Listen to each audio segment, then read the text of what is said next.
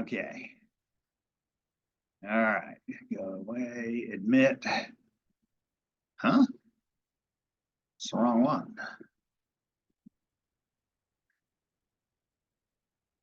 Moves to me. Okay. Well, I'm not really sure. Oh, okay. It is that camera. Hi, everybody. How are you? Welcome. Thanks. Let's try that again. Hi, everybody. How are you? Welcome. All right. This is why I don't drink. So thank you all for being here today. It's a couple minutes early, so I just want to say hi.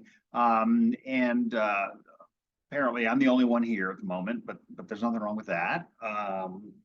Hopefully I'm in the right place. I don't know. I clicked on the button and there it was. So anyway, we are at the Greater San Diego Association of Realtors, and we've tried a new format, and that format is, instead of webinars, we're trying meetings. And so there's a bit of a learning curve on it, and that's kind of where we are right now. We're on the learning curve. So hopefully you all can see me, and I know quite a few people have called me this morning wanting to make sure that they get into the webinar.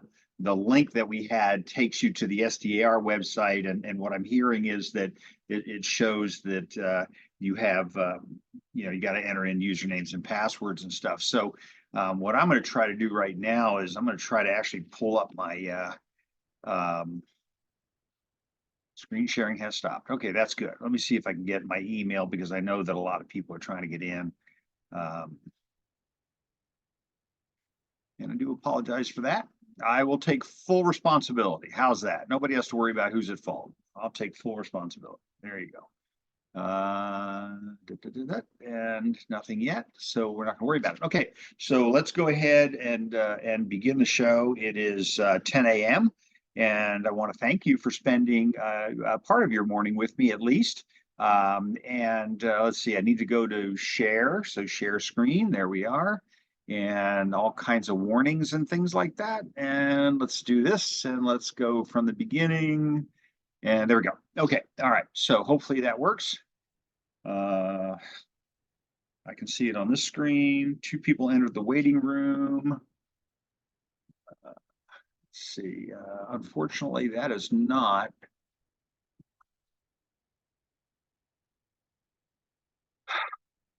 All right. So let's see if I have to enter you into the other one here. So apparently I'm doing host and co-host. So admit everybody. And we'll just leave those all up. Admit all, and let's see if it's going to tell me. Hi, Olga. See if it's going to tell me who all is there. So, okay. All right. So I've only been doing these webinars now for about 5 or 6 years. But again, we've been doing webinars rather than meetings. And so, Olga, can you hear me okay? Can you hear me? Yes. Yeah. Go put your hand like that. Yes. You're awesome. Thank you so much. Thank you. And by the way, I should tell you, this is being recorded and I can see you. So if you don't want to be seen, then turn off your camera, but you can also talk. I mean, that's what's crazy about the whole thing. So I'm going to go ahead and turn on the microphone. I figure, hey, come on, I want to talk to you. I want to hear how you're doing. All right. So I'm going to turn the microphone on, and then we'll have all this incredible feedback. There you go. Okay, so if you have something for me, just go ahead and say it, and I am happy to help you in any way that I can. I have 3 computers going right now, all of them with this program on it, and so I don't even know which one I'm talking to. But pardon me if I'm rude. So so Olga, do you do leases? Do you do rental properties? You do? Okay. Oh, you're muted. Yeah. So you do them. Okay. Do you do property management, or do you do leasing? No, I'm real estate agent. Yeah, you're a real estate agent, right? So do you do leases? I mean, do you prepare leases for others? Yeah. Okay, all right, okay. So that's what this is all about today. This is not a property management class. I did that last week. So it's all about leasing. So hopefully you'll have some fun. We'll have a good time today. I always enjoy doing it. I always find that I learn a lot more by teaching, because I have to know my stuff. And so please ask questions. If you have a question, please let me know. Okay. So we are at the Greater San Diego Association of Realtors. My name is Kevin Burke. I am a JD. That means juvenile delinquent. Or Juris Doctor. I have a law degree, and so that part's good. There's my telephone number, and there is my email address. And so email is usually the best way to get a hold of me. I'm a little difficult sometimes, but I'll give all this information to you at the end again. I prefer to speak with you, live on the phone or whatever. I do a lot of Google Meet, where I can share screens with people and they can show me what issues they're having and things like that. So I'm happy to help in any way that I can. So I have some credentials. I do have a broker's license in California. I've been practicing in California since mid 80s, but I've had a license since 1979. So before most everybody on the call today was born, which is kind of cool. But whoops, here come more people. So joined. Okay, SDR has joined. I have joined. Okay, good. All right. What else? I do teach continuing education for attorneys at UCSD. I used to teach all these other classes, but I decided I wanted to work with people that were actually in real estate and who wanted to do well in real estate, rather than people that were just looking to get 3 hours of credit. So on the right-hand side, I was chair of risk management West for the National Association of Realtors last year. Next year, I am chair of the California Association of Realtors Legal Affairs Forum. And last year, I was chair of risk management and consumer protection. So all that is stuff, as I've said many a time, that is all about stuff that I've done in the past. What am I doing today? So it looks like my email address does show up at the footer. So if you need that at any point, you can always send me an email, stuff like that. Whoops, I got more people coming. Okay. All right. So that being said, we are going to be talking about things that are going to appear to be legal. I am not a practicing attorney.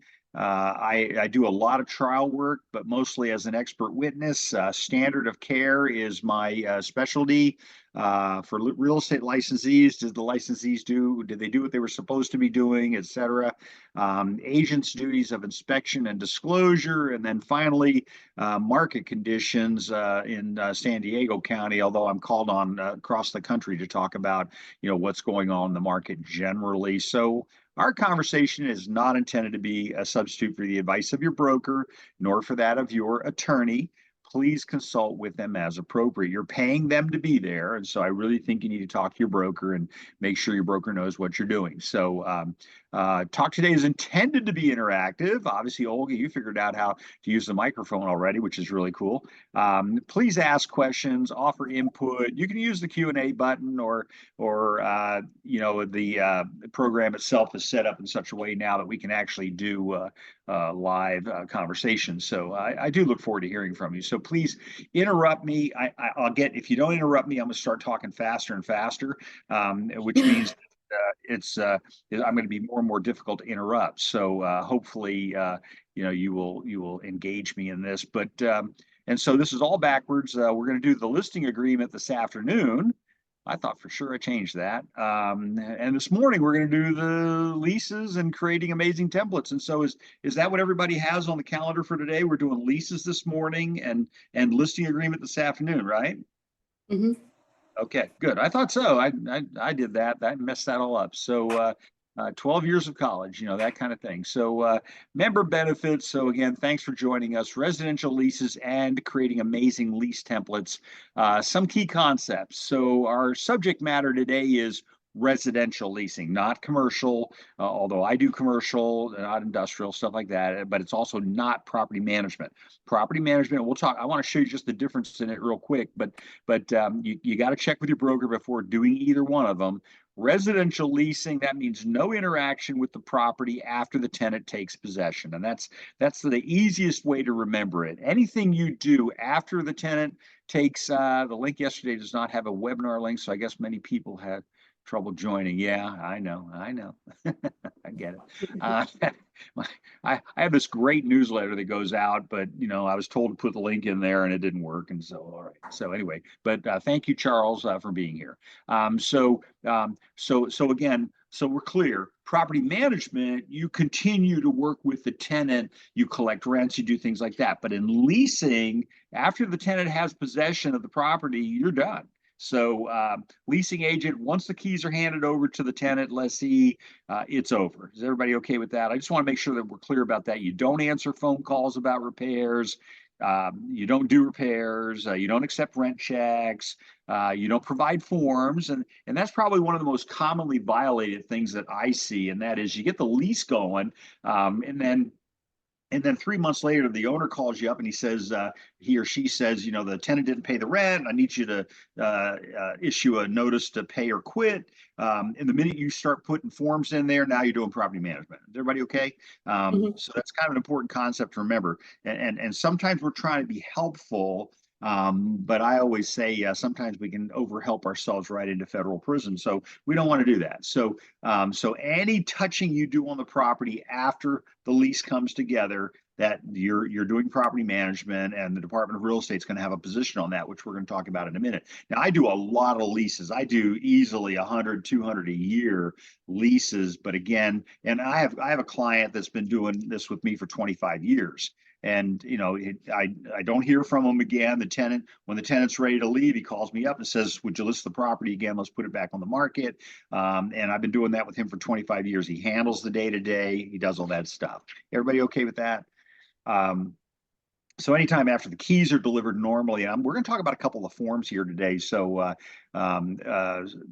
leasing versus casual property management. So when you're doing those things I just talked about, even though you claim to be a leasing agent, if you're collecting rents, if you're doing repairs, if you're taking phone calls about things, then you're probably going to be considered by the Department of Real Estate to be doing casual property management, which means it's property management, but you're saying it's not. So they're going to call it casual property management. That means they're going to hold you accountable as a property manager. So most brokerages don't have insurance for property management. There is, speaking of attorneys, hey, welcome. Roman, I'm sorry. So the California Department of Real Estate has a position on this, and if you make a mistake, you may not have E&O coverage. And so the DRE's position is that if they think you were actually doing property management, then they're going to hold you accountable as a property manager, whether you think you were one or not. And then again, remember what I just said a second ago. Most brokerages, the larger ones at least, do not allow property management, and therefore don't have E&O coverage for it. So you want to make sure that you don't do those things. Okay. So again, you do the lease, you're done, everything is over. All right. So as a general rule, doing real estate related activities on behalf of another in California requires a California real estate license. And so today we're going to talk about rental property owner tenant relationships. We're going to talk about the change in terms. So we stopped calling them landlords. Now we call them rental property owners. We stopped calling them property managers. Now we call them housing providers. So we're going to talk a little bit about the rights and responsibilities of the rental property owner, and we're going to talk about the rights and responsibilities of the tenants as well. And I've carved out a little bit of time at the end here that we'll talk about. I want to show you how to create a lease. Actually, we're going to work our way into it really nicely, and so you'll be able to do that along the way. And again, if you want a copy of my lease agreement, send me or my lease template. Frankly, send me an email. I will send it to you.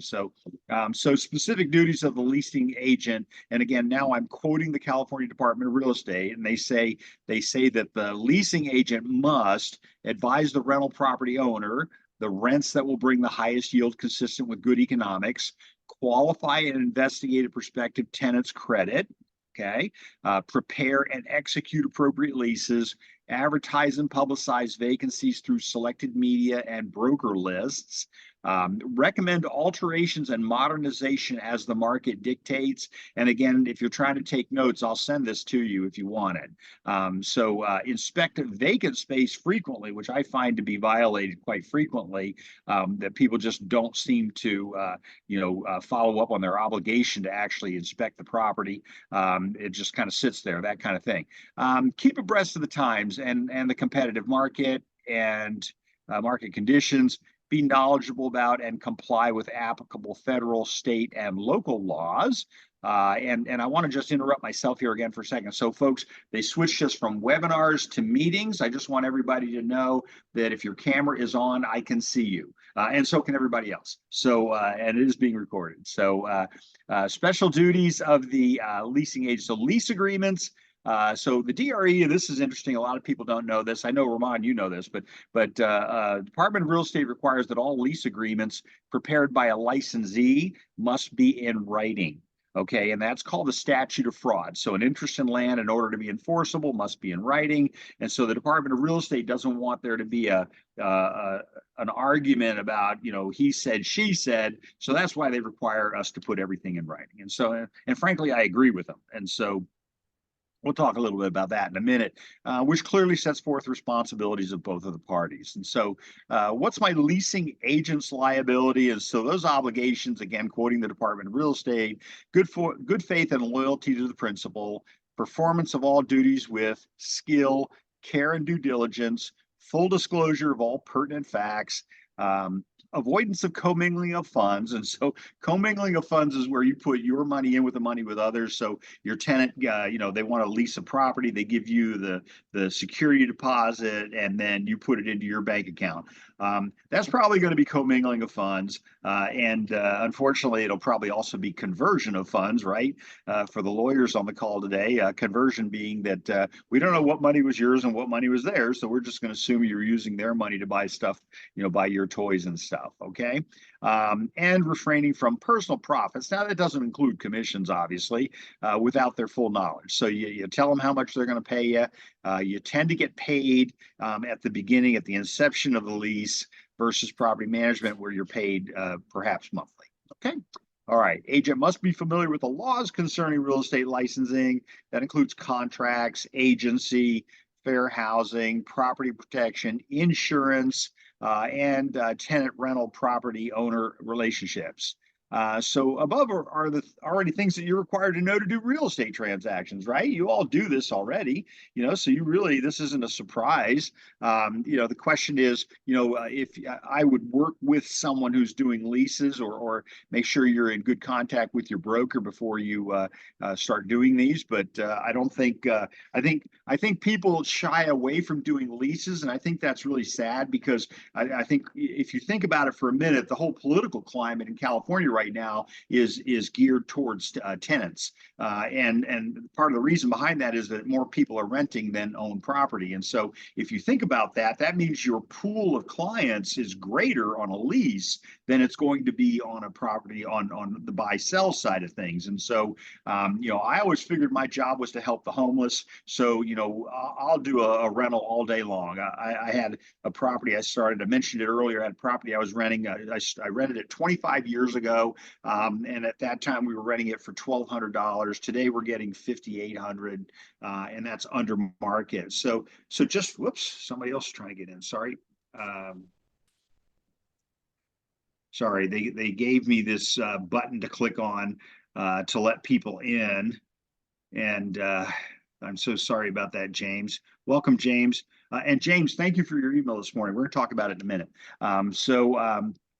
Significant leasing laws, types changing all the time, right? So in San Diego County has their own leasing laws. And I want to show you here new restrictions as of the 27th of May. The tenant protection guide must accompany all leases after the 24th of June. So that being said, I'm going to pull up the tenant protection guide, because I think that's going to be important. So this is the City of San Diego's tenant protection guide. And folks, if you want a copy of this, I am more than happy to send this to you. Okay. So as I have to keep watching my screen to make sure I'm not missing anybody. Hi, Denise. Okay, so and again, as I said a minute ago, they've switched me from webinars to meetings, which means I can see you. And this is being recorded, so they'll be able to see you as well. So if you don't want people to see you, turn the camera off, and you'll be all set. Okay, all right. So tenant protect. This is it, July 2023. And so somebody called me the other day and said, you know, do I have to give it to the tenant? And the answer is absolutely, you have to give it to the tenant. In fact, you have to give it to the tenants for leases that happen. Let's see, down here it'll say anything created after June 24th of this year, you have to give this, there you go. So leases entered on or after June 24th. This applies only if the tenant agrees in writing to end the tenancy or if the lease expressly allows the landlord to terminate the lease for this reason. So just so you know that this relating to no fault and just cause, the linchpin of this is going to be June the 21st, 4th. Can everybody see that? Why can't you see that? Why? Because why can't you? Can you all see that? God, I hope you can. All right. Okay. All right. So that being said, I'll take us back to our PowerPoint. At some point, we're gonna have to make sure everybody can see it because we're going to be doing some other stuff as well. So, what are the implications of those leasing laws? So when I mentioned the Tenant Protection Guide, that's San Diego. We have the Tenant Protection Act, which is the state of California. And so, what happens if you get this messed up? You could lose your license. You could get sanctions. You could get, do you have to give the TPG document if the landlord is exempt and you provided the written? I can't read the rest of your question. That's something else we're going to have to deal with. Okay, so, and I apologize, everybody. They changed the format on me and now I'm so chat, let me see if I can see what the chat says. You have to give the SDTPO document if the landlord is exempt and you provided the written exemption. And so I would tell you that yes, because the exemption that you're referring to, I believe, is at the state level, not at the local level. So when they put the Tenant Protection Act in place, it kind of opened the door for local areas to create their own rules. And I think if you look at that, and again, so is this James? James, send me an email. I will send it to you. Okay, so you'll have it. It reads pretty well. Okay, fair housing. Possible federal offense, and we'll talk about a couple of those things here today. Can be criminal, therefore criminal sanctions. And remember, anytime you create a crime, no, it is at the local level. If they're exempt from the local level, then you don't have to give it. Yeah, exactly.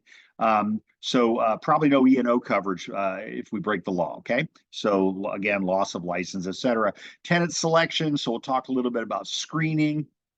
So I think it's best not to require a photo ID until after the decision has been made to lease to someone. That's one of those things. I'm not sure you want that in the file. It's akin to a sales transaction where people send pictures of the family and do things like that. Okay. Potential fair housing accusations. All tenant applicants complete the same application. So you don't give different forms to different people. So everybody, so in our office, we use the tenant screening application, and everybody gets the same form. And every individual gets their own form. Some of you will remember that many years ago, we used to have husband and wife could fill out just one form together, and then wisely, I think we decided that they needed to have separate applications. And so we're going to talk about who needs to be on the lease here in a minute and who you should be getting applications from. Again, it's in your best interest to make sure that everyone fills out a separate application. So credit reports, most of you would know that it is a criminal offense to run someone's credit report without their express written prior authorization. And so when we look at that tenant application form, in a second, we're going to go to the program there. You'll see right on it, it gives you permission to run their credit. So again, federal offense to run someone's credit without it. Have a separate credit report for each applicant. So in other words, separate application for each applicant, but then also a separate credit report for each applicant. Okay. Over the age of 18. So obviously the age of consent or the age of majority.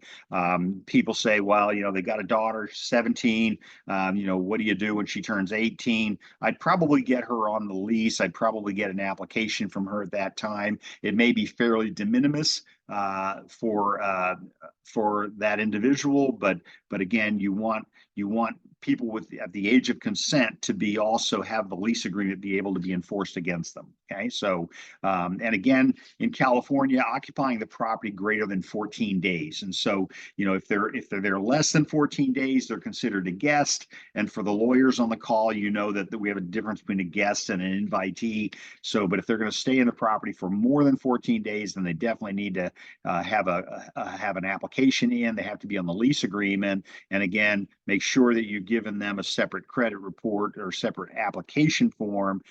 Don't just let people stay there. We frequently will have people where the one with a really good credit comes in and fills out the application and gets approved for the lease, and then we have the trailing person with the really lousy credit, and so you don't want to have them staying in the property. I mean, I've had people come to me with really bad credit, and I've still taken them. I've taken college students that nobody else would take, things like that. And I found them to be really good tenants, but probably because I'm the only one's going to rent to them. But again, everybody gets a separate application and everybody gets a separate credit report. Don't run credit on one and not the other, that kind of thing. Okay. All right. I've always said, if you want to understand real estate, the forms will teach you. So lease or rental agreements, think of it as a tree. All forms flow from either of these two choices. Listing side, leasing side, we're going to talk about those. We're going to talk about the lease listing agreement, which is CAR Form LL. Let me start pulling some of these up because I want to make sure we have the time to cover them. Here I am. Got to move that down. I have a lot of stuff. While we're on this page, and I don't know, can you see this page? I'm on the California Association of Realtors website. Can you all see that? And so from this page in the upper right-hand corner, I have, obviously I've already logged in. Oh God, here we go. I've already logged in, but here where it says search, when I click on search, I did that earlier because I wanted to pick up all of the landlord-tenant information. And so here's my landlord tenant folder, which you will find when you pull this up. Got a lot of really good information in here, especially if you're doing leases, landlord tenant guide for realtors, abandoned personal property, eviction moratorium extensions. I just had an attorney tell me the other day that if someone's been in the property for more than 12 months, you actually cannot evict them other than for non-payment of rent. So I'm researching that. I don't know that I'm convinced, but okay. Some really good articles on pets and assistance animals. So again, if this is helpful for you, I have printed these. And I'm more than happy to send this to you, or you can go to it yourself. You just go to CAR's website and just type in landlord tenant folder, and that'll give that to you. I also pulled up the new laws for you. So there's a lot of new laws that are beginning. And James, thank you again. Whoops, are you sharing your screen? Yes, I sure am. I don't know why. Can you see that, Denise? I'm sorry. It's a little frustrating with a new format here. I'm clicking on share screen, can see. Click on green share screen button at the bottom. Yep, I did that. No, it's not screen sharing. Okay, I'm looking at it and it says it is.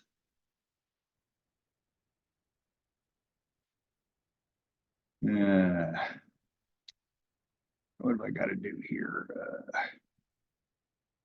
I've got the new share button up here. I'm clicking on share. I'll tell you what, let's do this. I'm going to stop the share and then I'm going to restart the share. How's that?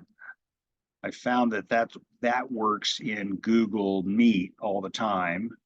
Participants can now see your application. Does that work? Stop and reshare. Oh, thanks, Denise. Yeah, I got that one on my own. Can you see that now, Denise? Yes, no? No.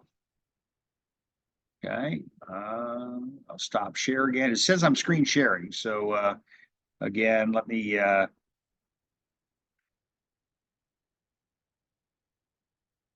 boy, I don't know what else it says. Participants can now see your application, and it shows the screen. Yes, no, no, still no. No. James, no. Okay. All right. Well, I'll be damned. I do not know what the solution is to that. Um,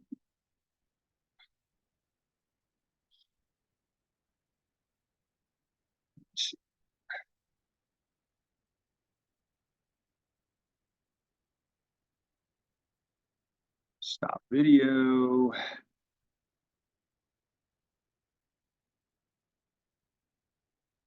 Okay, I've stopped sharing again. I really want you to have all this, folks. Hit control to select multiple windows. Your screen is loading. Top, it will let you know you are sharing. Yep, it says it is. And whose screen we are sharing. Are you sharing from SDR Education or your Zoom? Well, Denise, I'm on the actual original program. I'm going to bet that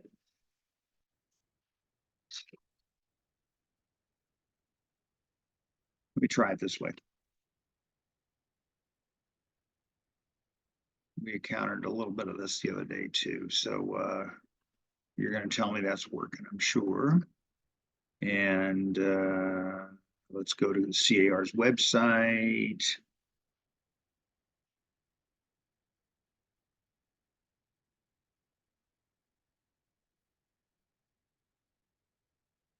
And now, bingo, yeah. Well, I've got 3 computers going, and again, my fault. I'll take responsibility for it. I have 3 computers going, and I'm trying to just find the one that's working. So close that window. So anyway, I go up here to my search, and I type in landlord tenant. I'm going to need to move that over here. Might as well make the computer this one closer, right? So I'm going to type in. Whoops, of course my mouse doesn't work. All right, here we go. We're going to get this to work. Don't worry about it. Okay, so search, click on search, and I'm going to type in landlord tenant, and that will allow us to get caught back up to the other screen that nobody can see. So okay, so landlord tenant folder. This is what I'm looking for. Is everybody good with that? I'm going to abandon the other screen over there. Now it wants me to log in, says doesn't know who I am. Your CAR, you've got to know who I am. Okay, there we go. All right. Does everybody see that? Everybody see that folder, the landlord tenant folder? Roman, I'm hoping you can see it. Do I have you on this screen? You're not on this screen, so you must be in a webinar. Okay. Well, Linda's there. All right. Yes, we're good. Okay, good. Thank you, James. So there's my landlord tenant folder. Again, you can go get this yourself. You just type in the search right here. You just type in landlord tenant. Okay. So now having done that, I also have quite a few other things inside of that folder that I had open on the screen that nobody could see either. And so I wanted to share that with you. And again, I'm more than happy to give you my work product, as we say, leases, and the PowerPoint.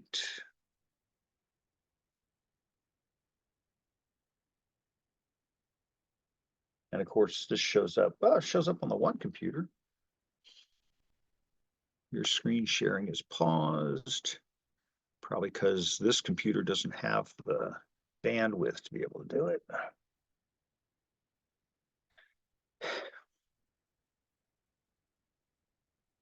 All right, and you can't see that anyway. Just so you know, I have switched to this.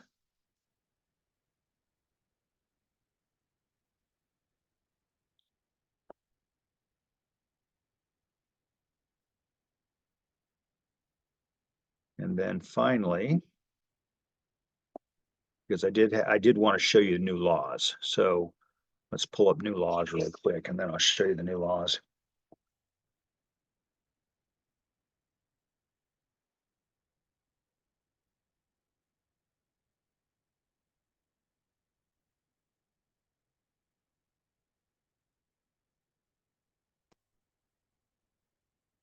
And here we go. Okay, so this should pop up here in a second. This is the new laws, 2024 new laws. Again, I will send this to you if you want it. There's a handful of things in here, and I'm thankful to James who asked earlier today about or actually commented on a what I said in one of our previous webinars about the new law that's taking the new law that takes effect on the 1st of January, in which the limits on security deposits are going to be 1 month. The governor did sign that into law the last I heard, but it doesn't begin to take effect until July 1. So most of our laws start on January 1 on July 1, and that's a new law that he just signed, and I'll spend 5 years trying to find that as well. So anyway, so it's there, trust me. Okay, I like it when I say that. Okay, so that being said, let's close that window really fast, and while we're on the subject, I'm going to pull up my ZipForms program because I'm going to show you how to find all this on your computer.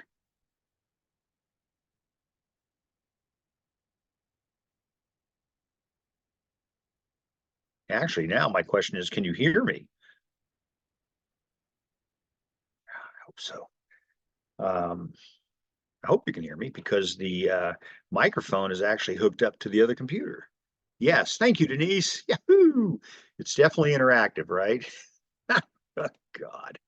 All right. Well, it's our swan song today. This is our last day of webinars, by the way, for 2023. And so I'm going to pull up I'm going to bypass my template for a second, and I'm going to, bypass the PowerPoint for a moment, and I'm going to pull up the templates. So now here's my advice to you, because here's what's coming on the 18th, the 19th of December. So they're going to issue new forms. I just did the talk on this on Tuesday. They're going to issue, there's one new form, and that's the buyer's homeowner's insurance advisory. There are 38 revised forms.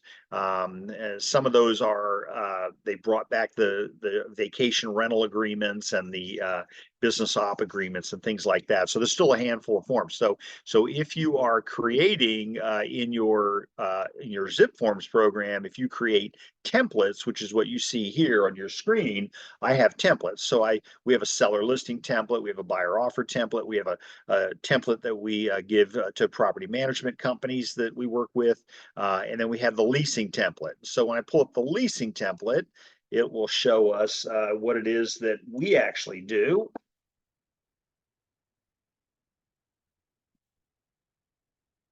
All right. Okay. So this is the leasing template that we use. So you have two parts to it. One of the parts is the lease, the listing, and then the other part is the lease packet. And so, of course, when you're doing things live, they just don't always work the way they're supposed to work. And so my folders button is not working, but I do want to go through these with you here pretty quick. So it looks like there's not a lot in there, but once I start opening these things up, there is a lot inside of that. That says that one's muted, but this one isn't. So we're good. Okay. All right. So let's go ahead. I'm going to pull up my listing template. And again, I have several factors to being in doing leases. One of those factors is that I do not have an ongoing relationship with the property after we put the tenant in the property. So you should not be using property management agreements, that kind of thing. But when you do work with the owner of the property, you will probably use the lease listing agreement. And so, good. Now things are starting to work, which is wonderful. All right, so if some of you have experience with this new forms and documents, it's really kind of interesting. I'm going to go ahead and X that to give me a little bit more screen. But from my lease listing agreement, I got a handful of things to be thinking about. Of course, at the top here, we've changed the name of the landlord to the rental property owner, the RPO. This is our template, so you'll see some information related to me. Remember that your listing agreement must have a beginning and an ending date. One of the new laws clause that is on that document that I pulled up for you a second ago shows that you will not be allowed to sign leases.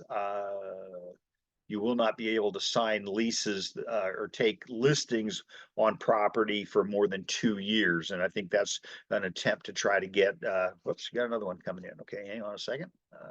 Coco. That's the other thing I try to do is try to undo that admit thing so that everybody can get in. All right, so anyway, must have a beginning and an ending date. Obviously, you would want the listing agreement to last as long as your broker tells you want it to last, but you want to, I do not exceed 2 years. Okay, that's all. So beginning and an ending date, and then more people coming in. Look at that, very exciting. Okay, and then so my listing. So obviously the address. We have to have the address. You have to have the subject matter, and then you have your listing terms. So what's the rental amount? That's going to be something that is going to be, what you're going to talk to the owner about, determine what the rental amount is. Remember what we looked at just a second ago, the DRE requirement says that, you've got to be kind of on the stick on that. You got to know how to figure out what the proper rental amount is for the owner. Security deposits, as we said before, security deposits have been an equivalent of 2 months rent for an unfurnished rental, an equivalent of 3 months rent for a furnished rental. That law is going to change, and so be aware of that. Again, I will send you my new laws if you want it. What type of tenancy are you contemplating? I think that's pretty obvious. Items included in the lease and the rental. You want to be specific about that. I've had properties that I've handled where the owner said, I really don't care.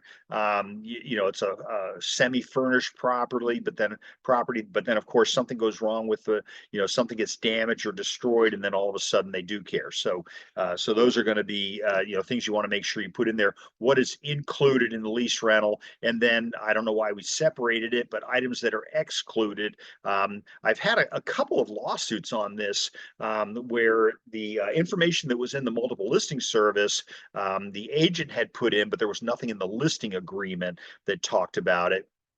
And so, of course, the owner said, I don't know what he's talking about. The agent put that in there, and our purchase agreements at least say that the buyer will not sue the seller for information that's in marketing materials or MLS or et cetera. And so, but we are able to be sued, and that's Civil Code 1088, which says that we can be held accountable for what we put in marketing materials. So in those cases that I had, neither of them went to trial, and part of the reason was because there was nothing in the listing agreement that said that those items were included, even though the agent put those in the listing. So just be aware of that. Just a little sidebar. Personal property that will not be maintained or replaced. Now, some of you remember this was further down in the listing agreement, previous listing agreement. We've moved it up to the front. So a lot of times we see, refrigerators, washer dryers, things like that. They're there, you can use them, but if they stop working, you're on your own, that kind of thing. Additional terms, if any. Compensation, of course, we have to have a paragraph on compensation. Well, actually, we don't even have to have a paragraph because it can be a zero-sum game. I know people that take them for zero, whatever. I threw in some arbitrary numbers.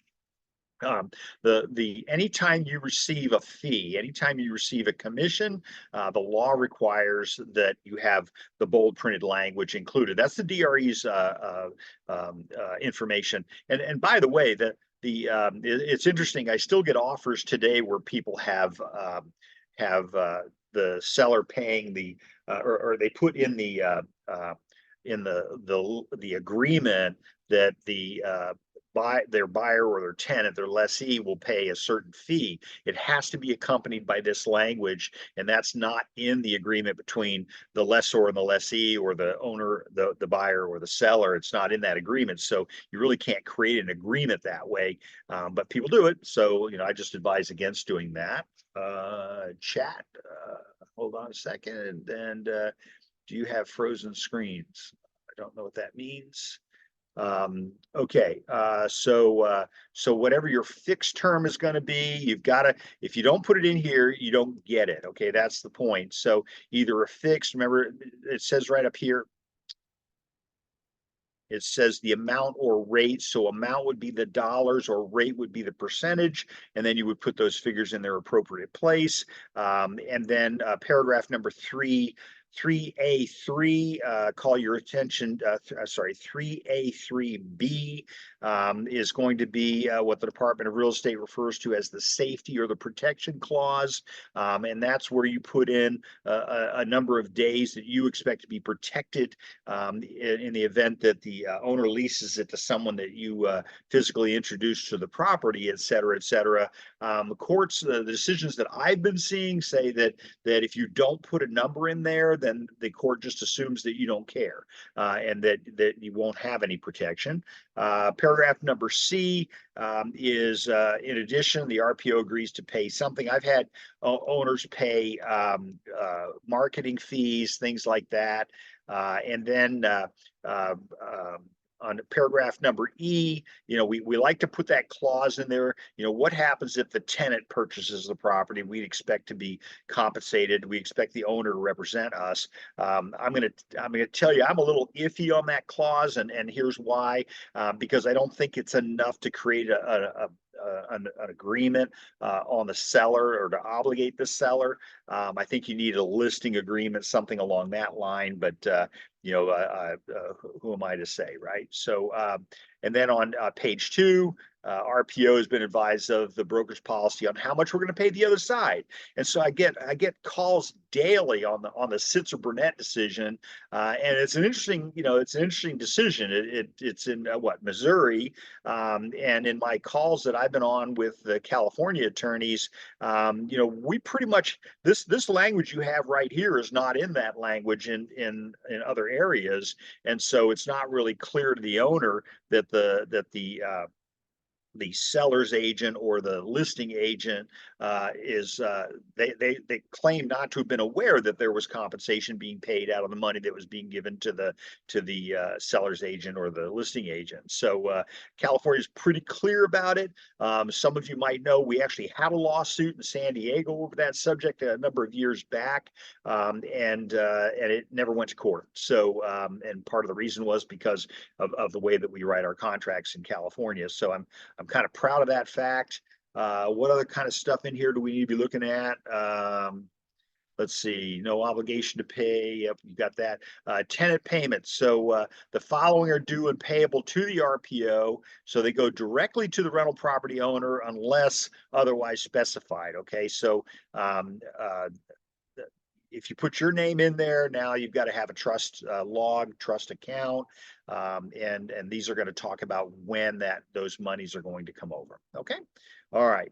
I'm not too fond of direct electronic rental payments. Part of the reason that I'm not fond of that is that we have laws in California, our NSF laws, our insufficient funds laws that don't apply to direct electronic rental payments. And so you have some additional protections and certainly some additional recourse with the NSF laws that you don't have whenever there's an electronic payment. Okay. Key safe lockbox. You've got to have the owner's permission to put a lockbox on the property. Now, this is going to be separate from when you put a tenant in the property. With a tenant in the property, you absolutely are going to need to have that KLA form, which is the key safe lockbox addendum. And essentially, what that all says is that we don't have insurance to cover your toys, and so you need to get your own insurance. Sign on the property? Yes, no.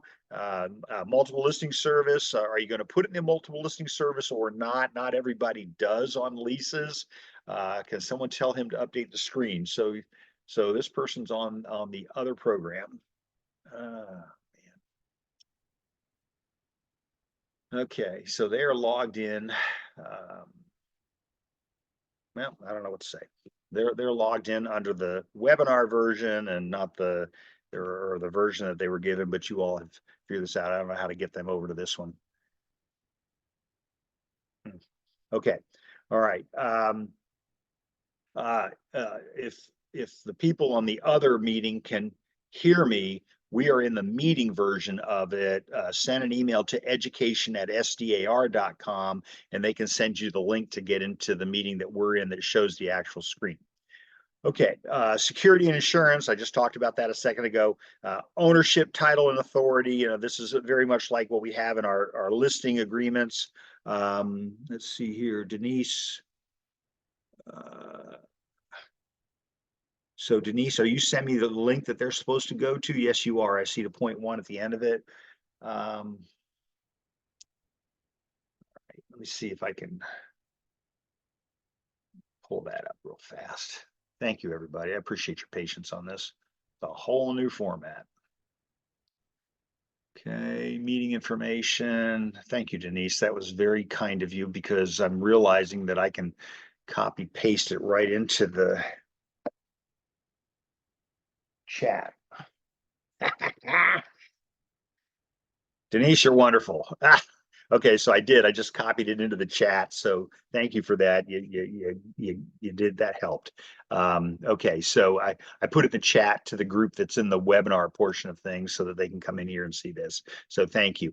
Ownership, title, and authority. This is really important. So, you know, when you're doing a real estate transaction, you want to make sure that you are creating a contract between the people that you want to create a contract with. So, you know, a lot of times we take the owner's word for it. I remember having a conversation with the broker for another very large brokerage firm, you know, where we really don't do anything to make people prove that they are the owner of the property. So, you know, what we do is we pull up the tax records, things like that. Linda pulls up the grant deed, you know, my broker, she pulls up the grant deed just to confirm that people are actually the owner of the property. And in fact, it worked really well for us yesterday where we were doing an agreement and we saw from CRS Tax and from RPR, we saw two owners on the property. When Linda pulled up the grant deed, voila, there was a third owner. So again, it's available through most title companies. That would be my advice. It'd be to do that, but literally it was a husband and wife, and then there was a third person with exactly the same name as the husband, except the middle initial was different. And so when we did a little further research on it with the owner, they said, "Oh yeah, that's my brother." And so it's like, yeah, okay, well he's on title. So same rule applies to sales as it does here in leases. Make sure you have the permission of the person authorized to sign on behalf of the owner or the owner of the property. And so, you know, paragraph number 9, don't just fly through this real fast. You need to make sure you ask the question of the person that you're sitting in front of or whatever, you know, is there anybody else that's going to have ownership interest or a decision? We just closed a transaction where the neighbor across the street actually had an interest in the property. They had lent money to the now seller. They had lent money to them as a buyer, and now they had an interest in the property that was not recorded. Okay, so for those of you on the other screen that have just joined us, the link is in there in the middle of the chat to take you to where we all are. So, okay, all right. Everybody go with that. The new link still is not working. That is the link I just copied out of the program. So let's try it again.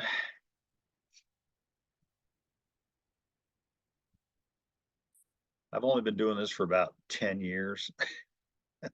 Okay. All right. Maybe you share the wrong screen. What screen are you on? Can I even get you to that screen? I'm not logged in on that computer, so I can't really get you on that screen. So for those of you in the one where you can't see the screen, we're in this other program, and I have quite a few people on that one. So please try that link again and see if that'll let you in, or give it a shot. And maybe I need to admit you. Maybe that's the problem, but I'm not seeing where anybody is asked to be admitted. Okay. I don't have anybody else that needs to be admitted. Okay, all right. Really informative webinar and good content. Thank you for, that's nice. Yes, send me an email. I will be happy. Yep, you're looking at the wrong computer. Okay, and I don't know how to get that screen to change. And Denise, that's the link that you clicked on, right, to get in? Meeting ID. Okay, how do I copy that over? That's the right link. So for those of you that are looking at the Zoom screen and not at the contract screen, there is a meeting ID and a passcode that should have gone along with that invitation. Okay, so thank you, Denise, again, because I can copy the invitation and I can go ahead and put that in there and then let them come in that way. Is that true? Can they do that? There you go. Okay, so hopefully that will help. All right. Thank you, Denise. Okay, so I copied that link, by the way. I went to the website and I pulled up the actual invitation that they can click on, although it does have the right last number. So I don't know why they would have to log out and log back in again. So, okay. Let me see here. Owner representations, we always like to Josh, send me an email because I lose that whole screen when I close this down. I don't know how to get the meetings back. We switched from webinars to meetings, and that's part of my challenge today. So I apologize to you. I will send you the video. I'll send you all of my collateral material as well. Send me an email. I'll send you the whole thing. Okay. Thank you, sir. Thank you. Okay, so RPO representations, we'd really like to know whether or not the landlord is in default or whether the owner of the property is in default. In fact, we have a landlord in default addendum that we provide to the tenant, letting them know that the landlord is in default. Some of you are aware there are federal rent skimming issues that go along with landlords who collect rents and do not pay the mortgages. And so if the landlord's in default, that's probably going to be the case. So we want to make sure, again, it usually applies in the first year, but again, I'm not here to give you legal advice. Tax withholding reporting is an interesting situation. And it's one of the reasons we had to revamp the vacation rental agreements. And so, we have tax implications. We also have TOTs, right? So transit occupancy taxes.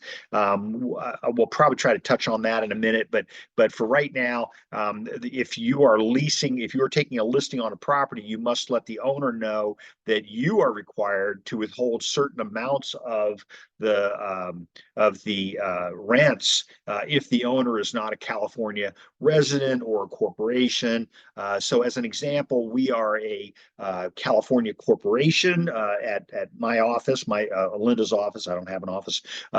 We are a California domestic corporation, but we also operate brokerages in other states. So in California, we're domestic. In the other states, we are considered a foreign corporation. So again, if we are not a California business, there may be some exemptions to us. Again, I'm not giving tax advice, but you can see that there's a requirement to withhold 7% of the gross payments that exceed $1,500 in a calendar year. And so I can't imagine how you would have a property that wouldn't hit that number.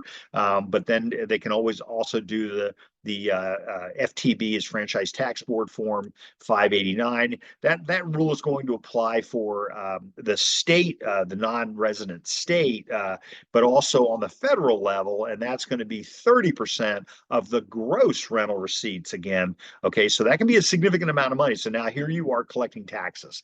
Okay, and so that's part of it I have a problem with, but again, this is why we don't do property management. So, okay, if you were property management, then you would definitely have to do that. And I have property management companies that I coach or that I counsel with, and they definitely have to withhold. So, and then paragraph number 12 is one of my favorites, and it frequently gets overlooked. And I'm going to tell you, I had this interesting conversation with Wayne Bell, who was our former commissioner, actually 2 commissioners ago now, because Macaulay's not the commissioner anymore. He said you should write this paragraph out, right? Because this outlines your duties, and that's very important, because again, if you don't have an agreement, then there's an argument as to that the owner of the property may have some false expectations on what your duty is. And so again, with the law class that I teach, I have the attorneys and the paralegals write this all out in this is in word wrap, but they write it all out in paragraphs, and they actually tend to enjoy the assignment, but not until after they've done it. As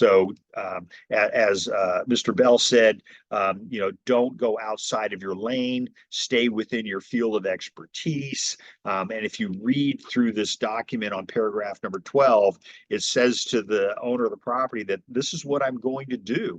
And so if you're going to do something other than that, then you definitely it's going to be outside of what your agreement says. Okay, so be careful that you don't do that. All right, okay, because you are held to that education required to get your real estate license. And I don't remember anywhere and I teach the real estate licensing classes, and there's nowhere in there that talks about construction defect, things like that. So, but I hear people all the time. I got a very nice email from a property manager. Whoops, there's another one trying to get in. iPad. Um, a property manager who said, I just kind of wish everybody operated at the same level. Essentially, that's what they said. I think that we want to encourage people to learn new things, but I think there should be an apprenticeship and all of that. Paragraph number 13 talks about agency, certainly something I'm very familiar with, and then when does it terminate? 13F, this is very important. This is in all of our employment agreements now. This is also in the lease agreement. And this essentially says at this point. And so me personally, it's always been that when you deliver the keys, you have given possession to the tenant. And likewise, when the tenant leaves the property, they return the keys, and that has always constituted possession. Could you send us a lease template here to follow?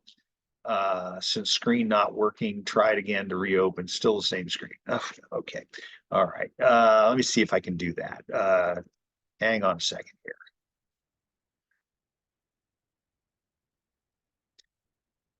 I appreciate everybody's patience. Okay, I'm going to be logging in for the second time. Hopefully, CR hasn't figured that out yet. I lose this screen, right? So, okay, 1 second, everybody. I'm actually almost there. There we go. There's my lease template. Pull that up. Pull up the listing side of things. Here's the lease agreement. And then I can keep us. This is hysterically funny. I mean, anybody that saw what I was doing right now would think I had like two heads. Okay, so what does my chat say? So now the screen is changing. Might work now. Yes, it will. It's going to work now. So, okay. All right. So we just finished tax and withholding. We're finishing off with agency. So again, my paragraph number F, 13F, talks about termination of agency relationships. I have had tenants come to me and say, I'll give you back the keys when you return my deposit. You're right, James, they could. Yeah, they could look it up too. So anyway, I've got it going on both screens, two completely different programs at the same time. So it's what I do, right? Fix things. So anyway, just be aware, tenant says, I'll give you back the keys when you give me my deposit. Remember that the owner has 21 days to return the deposit after the tenant has vacated the property. So if the tenant doesn't give you the keys, they have not vacated the property. So that time period continues to toll. At the same time, they might be breaching the lease agreement. They stay after the lease is up, then they become essentially a tenant at sufferance rather than a tenant at will. Tenant at will is a tenant who is there for a lawful purpose. Tenant at sufferance is someone who's there not for a lawful purpose. In other words, not that they're committing a crime, but they are in the property after the lease is expired. They shouldn't be there. So just be aware of that. Notice, and this is one of my favorites, and that is the paragraph on attorney's fees. I spent my last evening on the phone with several attorneys. I do tend to talk to them a lot. Interestingly enough, CAR is heading in the direction of having attorney's fees being paid by each party paying their own fees.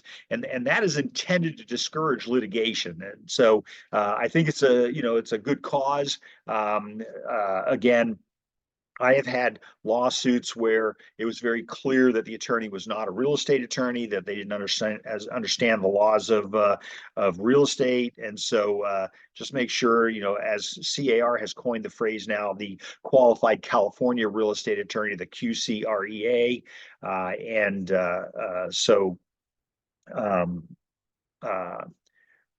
Anyway, so now we're going to have people paying their own fees. There's still a couple of documents left that they haven't changed that on, but in an employment agreement, at least they want everybody paying their own fees. That discourages people. I had a lawsuit where they just went out and hired the $750 an hour attorney, not realizing that most of the lawsuits take years to get to court. Much like the Burnett case will take years to really know what the decision is going to be. All the appeals have been filed. All those things are already done, so they're already in process. Dispute resolution. So, we always want to have a paragraph on how we're going to handle disputes, otherwise known as ADR. And San Diego has a great mediation, REMC across the street from the headquarters. Question in the previous PMA for this is the listing agreement, not the PMA. Agreement asks the landlord to indemnify, define, and hold harmless. Is that language in the new form? It should be, James. We're going to take a look at that in a second. I'm going to get through the listing here. Well, actually, we're not going to talk about the PMA. That's in the property management class. And in fact, I did talk about that last week. I'm pretty sure in that class. I'll take a look at it, and I'm more than happy to send you the link to that as well. So thank you for asking the question. Okay, so dispute resolution. So, listen, I like going to court. It's a fun place for me. It's my sandbox, but at the end of the day, there's no money in it for us. Most of the cases that are filed in landlord tenant disputes and frankly in landlord owner, housing provider, we call the person handling the lease disputes, tend to find themselves into small claims court. But we want people to mediate, at least attempt mediation first. That's important. So that's what this says, kind of paraphrasing it really quick so we can move forward. But we want them to attempt mediation first. And if they don't attempt mediation, they could risk losing being compensated for their attorney's fees in a subsequent lawsuit. So those are important things. Paragraph number 15B talks about additional terms. And of course, we're not going to make the small claims court subject to the contract because they are the court, right? Unlawful detainers, foreclosures. In California, we do trustee sales. We don't really do foreclosures, but okay, so anyway, we covered that. And then of course the advisory, the paragraph number 15C gets overlooked, but most of us that have been in the business for any period of time remember that great big paragraph for arbitration that was in the middle of this. We've taken that arbitration out of all of the employment agreements. So they're still in the agreements between the parties, but we've taken them out of the employment agreements because most of the brokers wanted to go to court, right? And so it's not necessarily that they want to go to court because they love being sued, but it's really more so that they don't want a decision being made by someone other than a jury. And so I disagree with that. When should I use the LL form versus the PMA? PMA is when you're property managing and you're handling the property for an extended period of time, including during the lease term. The lease listing agreement is, in this case, what we're talking about, we're only talking about leases, is for when you take a listing on the lease that you expect to be compensated for and that you expect the owner to compensate you for that representation. So blank screen now, can't see the template. Okay, so how's that? Better? That's weird. Why did it do that? Okay, all right. But James, thank you. It's a good question. So that's one of the distinctions we made was that property management was last week. But again, I'm happy to get, live with you after this is over with. We can chat about it too. So, okay, that, and then of course we have paragraph number 16, which nobody knows paragraph 16 is in there.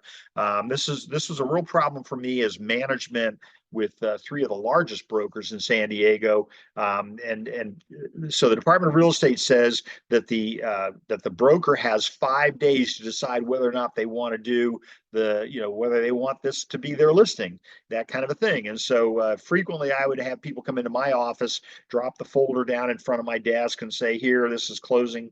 I want to make sure I get paid. And I would say, when did you take this listing? And of course, it was a month ago. Well, I've lost my 5 days to decide that I wanted to review it with you before you did that. And so the Department of Real Estate requires that anything material to a transaction be given by the associate to the broker within 3 days. My non-legal advice to people is our contract, and I think, for brokers' contracts should be 1 day. But that would give you 4 days to review it.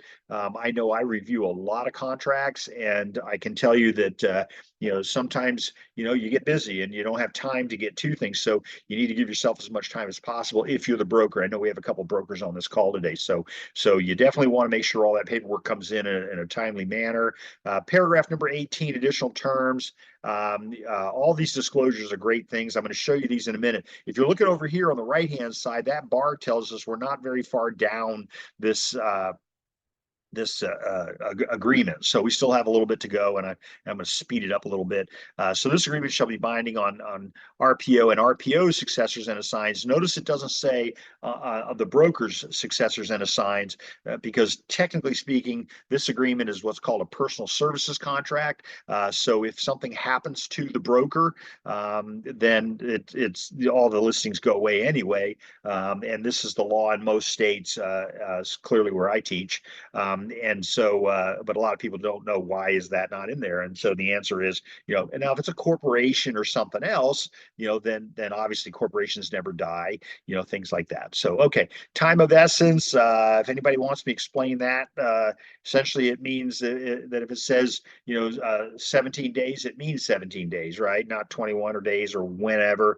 This is the entire contract. No parole evidence rule, nothing in there that says, well, yeah, but you said. So you want to be really careful about making statements that are inconsistent with the contract. And I'm going to tell you, the new commissioner who just took over was the head of enforcement for the Department of Real Estate. And I know that she reads these things very closely. Wayne Bell, that I mentioned earlier, he was the head of enforcement for 20 years before he became the commissioner. So that I don't think that means that we're going to have more enforcement. I think, trust me, the Department of Real Estate has plenty to do. And I frankly, I love the Department of Real Estate. They've done a lot for me. And I say that because, like my DRE class, my RPA class got approved for 5 hours. My BRBC, my buyer representation agreement, got approved for 3 hours. And so I don't understand what people were having problems with the Department of Real Estate. They were very good for me. Okay, so for those of you watching this other screen, I'm going to move this up. So legally authorized signer. So remember that we assume that the person signing the agreement is authorized to sign the agreement, and that applies to whether or not they are a natural person. If you prick them, they bleed, or whether they are a non-natural person, which is everybody else. So if they are a non-natural person, then down here you would check this box, and because now they're an entity, you must fill in, by the way, darn it, right here. So if I check that box, these fields become available. Okay, so I check the box, now that field is available, and then there's a second field, and then down here it says I have to give the name of the trust. So that would be a good place to copy paste, okay? And make sure that you have, because remember what I said in the beginning, we want to make sure we have a binding agreement between the parties. And if you don't have the actual owner's name, then you don't have an agreement between the parties. And this happens frequently. And I had litigation over where the owner of the property was a trust, and they were sued by the buyer of the property, who sued them personally and didn't put the name of the trust in there. And of course, it got thrown out of court. The buyer had to refile and come back in again. So make sure. Plus, when you're putting this agreement into the MLS, you're letting the world know that you have all of the necessary signatures. So you want to make sure that you have all the necessary signatures, and hence my story from earlier today, where where we found that third seller that did not show up on CRS tax or on RPR, and so you want to make sure you have an agreement that binds all the parties, because I'm the buyer's agent, I'm the tenant's agent, and I write an offer on your full price offer on your property, and then it turns out there's somebody holding out who won't sign it because they weren't on the original listing agreement. I'm going to be pursuing a commission. I mean, I say that because that's kind of how the rules work. All right. Okay. All right. So have the right people sign these things. And then moving further down a little bit more quickly now, I have my rental property owner disclosure. And I want to compare the two of these, although I think there's still some adjustments that are going to have to be made to it. But if you look at it, this this is intended to be provided with a lease listing or property management agreement and with the lease. And so there's a whole bunch of questions in here. We're not going to go through them all, but obviously you can see from the coloration on it that these are going to be something that only the owner can complete. Go back to my other screen as well. And then when they get down to the bottom, this is the one that the tenant is going to sign. So, let me take you back up the top again, because this is important. So this is the RPOD.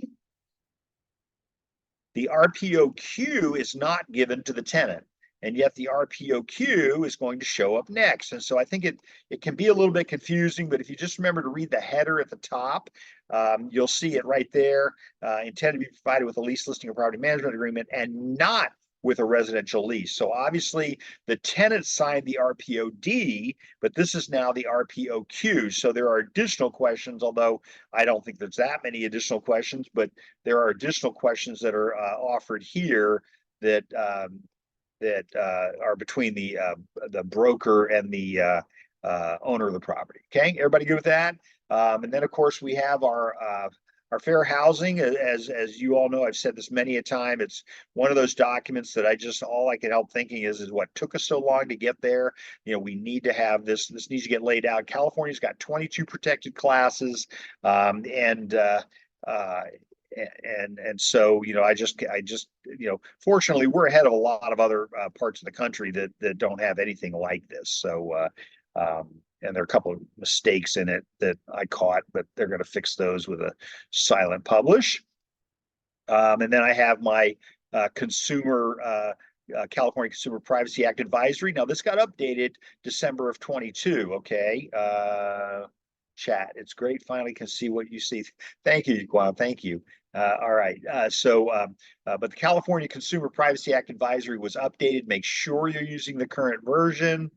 It's very important that you use the current version of the forms, and that's the last of the forms on the listing side of things. Okay, so let me go to. I'm almost reluctant to go back to my PowerPoint. I'm going to hit my back button on both screens, obviously. Back button. Hey, do I get extra credit for this? Unbelievable.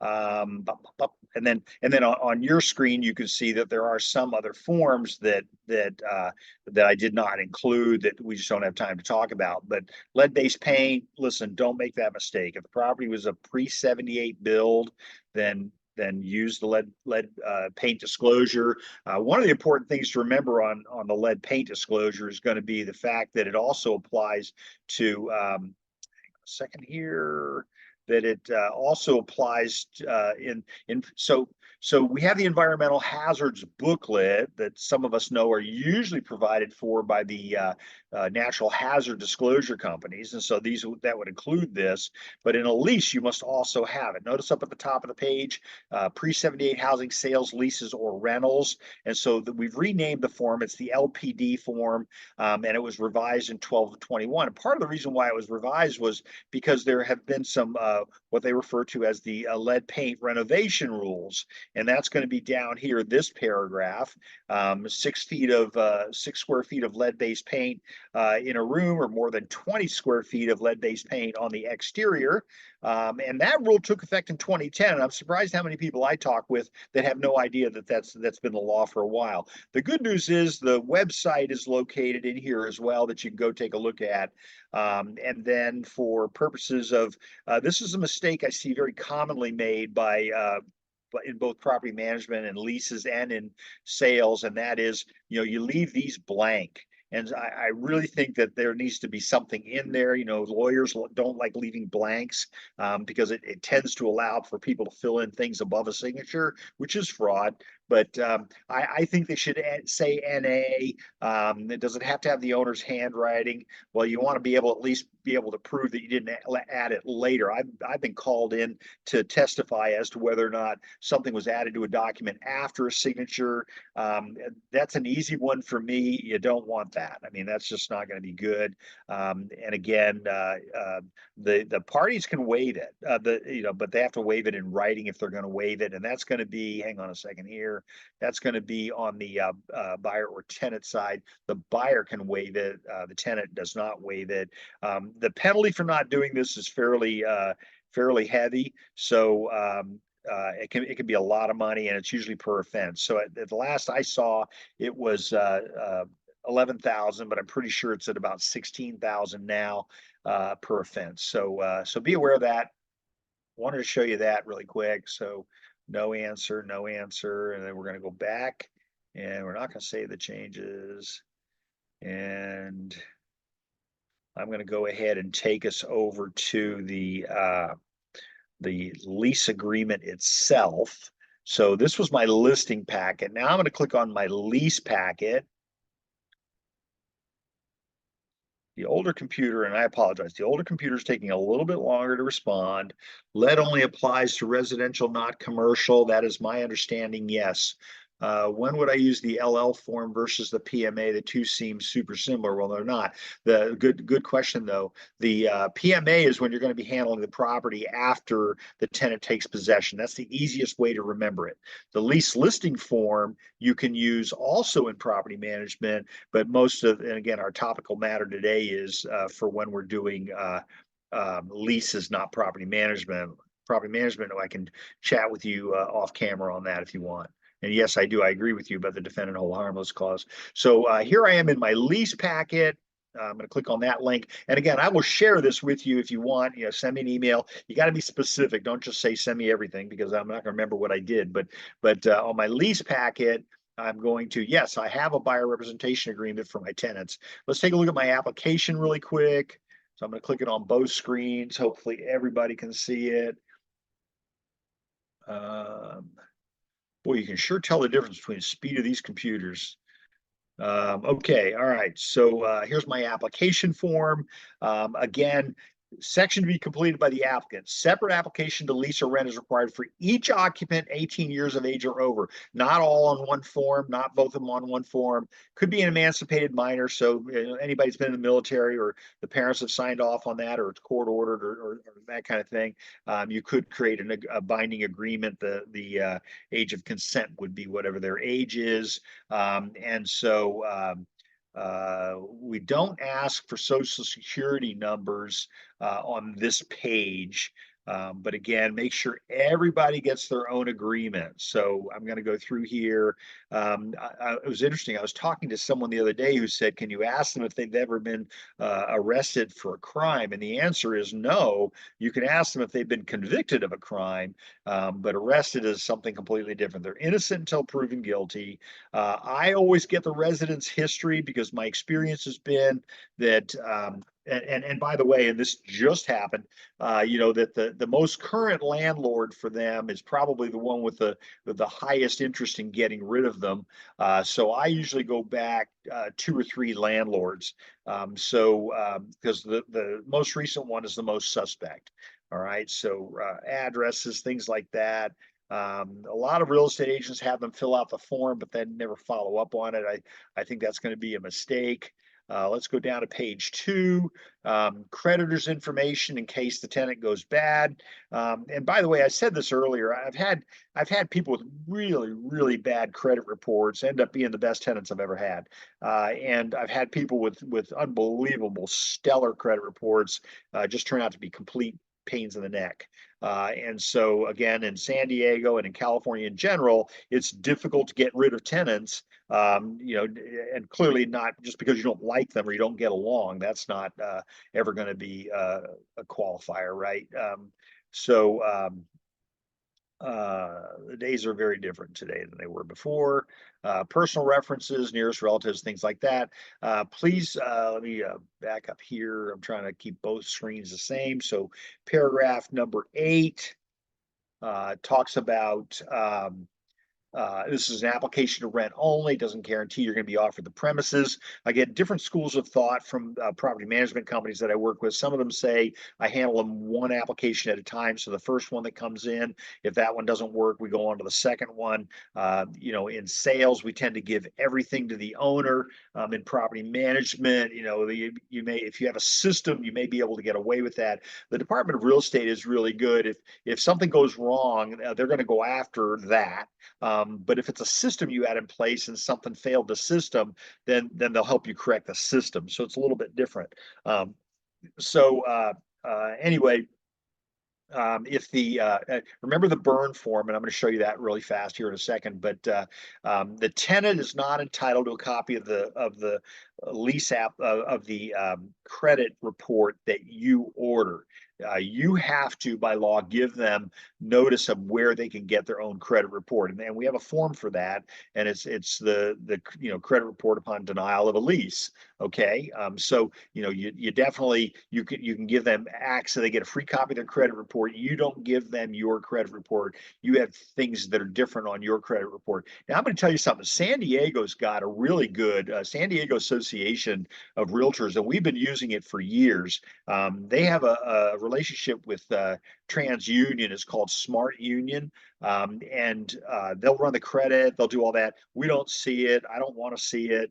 I don't want to see their SS numbers, things like that. I don't want those in the file. And so San Diego's program is pretty good. It's Smart Move or Smart Union.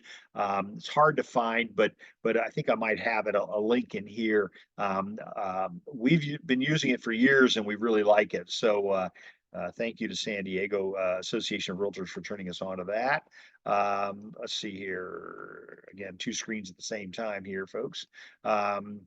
This is my property information screening fee. So we don't even know. There it is. My Smart Move. And notice it starts with SDAR.MySmartMove. And again, we've been using it and we really like it. It's good. In fact, our whole office uses it when we do leases. But again, they go online and actually complete the application on that program and then report back to the Smart Move. Thank you, Denise. Thank you.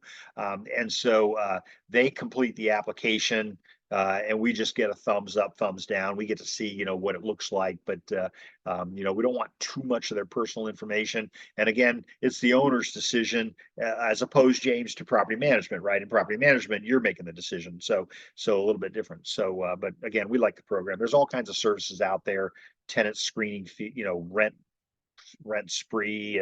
Some of them, if you click on the lease forms in ZipForms, it'll before you name the project, it's going to ask you to say yes or no to rent spree, for example. Okay. Screening fee, if you have one, we finally updated the numbers. It was around $30 for the longest time, but as of 2020, it's $52.46 per applicant. Let's see here, scrolling down again. You got to tell them where you're getting your information from. And then, again, we don't like them providing an SS number. Whoops, did I go too far? I did go too far. I do want to show you this form. This is a cool form. So hold on a second. There is your tenant. This is the burn form. And the burn form is the one where you notify the tenant of, the fact that you're looking them up, right? I mean, God, there's so many ways to find out so much information about people nowadays, but this is my burn form. And again, hopefully everybody can see that. I'm running it on two different programs right now, but again, it's TransUnion. And that's the information on that. And that's the end of that form. That's the end of all of that, right? So, okay. So let's go back. I want to cover, this was my 12 years of college, my application form. Good. And I'm going to go back over on this one.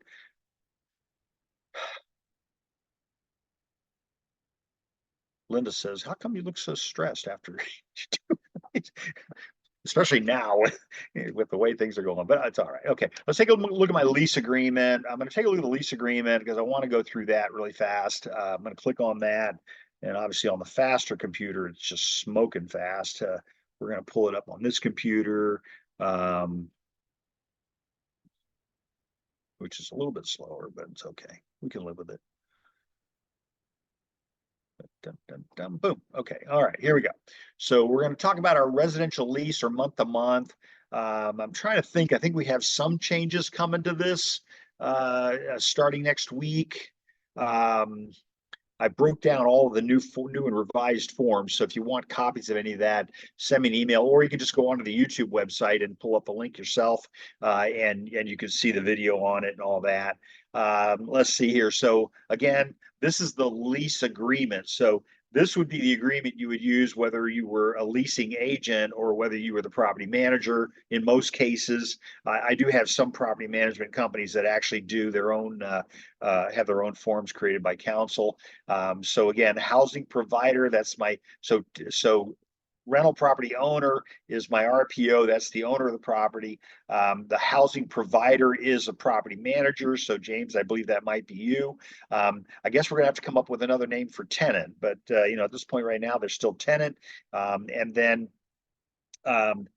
this is actually one of my favorite forms, and tends to be the one that most people really don't spend a lot of time focusing on. I spent a lot of time on this form. So paragraph number 1, and again, all of our contracts are written, all the paragraphs are standalone kind of paragraphs. The intention behind that is the law of severalty that says that if you know, one paragraph is held to be invalid, the rest of them shall still be invalid.